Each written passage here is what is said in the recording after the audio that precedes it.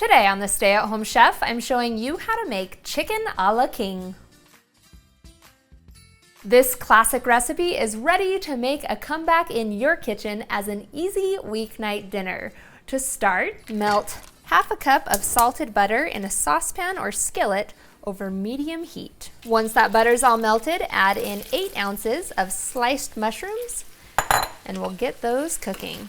You want the mushrooms to be fully cooked and soft, which will take about 5 minutes. Then we'll sprinkle in half a cup of all-purpose flour, and you want to stir this in until there's no more white specks and everything has combined with the butter and liquid from the mushrooms. Kind of looks gross, but that's exactly what we're going for. No more white specks. Then we'll pour in 2 cups of chicken broth and 1.5 cups of milk and bring this to a simmer. As the sauce comes to a simmer, the flour is going to act as a thickening agent and our sauce will thicken. While we're waiting for that to happen, in a small bowl, we're gonna whisk together 2 egg yolks with 1/3 cup of heavy cream. This will make our sauce nice and rich. Then we're gonna ladle up about half a cup of that thickened mixture and pour it in with our egg mixture and whisk this really quick. This is called tempering your yolks. And then we'll pour it back in with the mixture.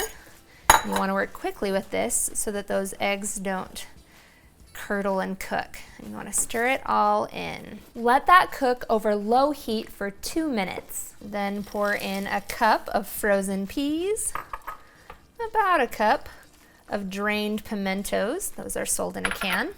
And then you'll need 4 cups of cooked diced chicken.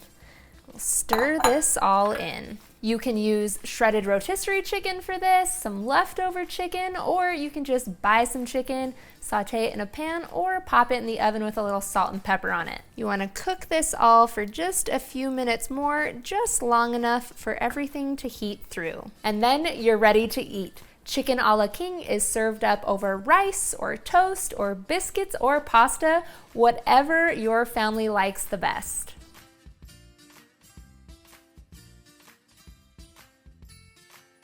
Thanks for watching. You can find the full written recipe in the video description. Be sure to subscribe, like, and follow, and check out the rest of my videos where you can find hundreds of restaurant quality recipes you can easily make at home. See you later.